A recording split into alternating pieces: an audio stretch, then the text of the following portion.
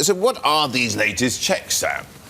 There are a series of queries, shall we say, that are being sent to a lot of the online P2P lending platforms across China that are asking certain things such as, for example, have you raised funds that you're making use of for your own ends? Are you distributing products from other financial institutions?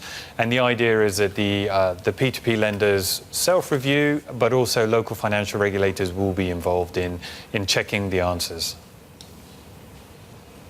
This is the latest clampdown across the financial sector. Is it a little bit too little too late, though, Sam?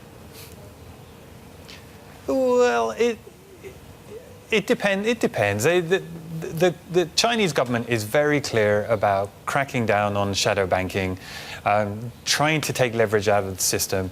And these P2P firms, P2P is big in countries all around the world. There are some that we've written about and covered in China that have really been promising what we would consider extraordinary gains and returns. And there are questions as to whether they can meet those, and the regulator is doing their best to crack down on those kind of companies.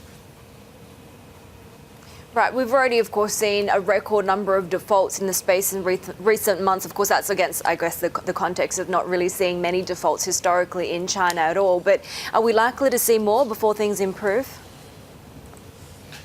It's a tricky one because, in a way, they classify them as failures. So it's platforms that closed or being under investigation by the authorities or something along those lines.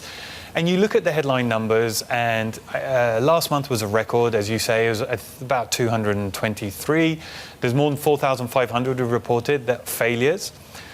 But then again, this is kind of the purpose of the policy, is to shrink the market. The documents that we obtained, which today's story is based on, make it quite clear that they are trying to exit some firms out of the industry. And perhaps what you may see is a smaller industry, which on the face of it looks bad, but that's really what the regulator's going for.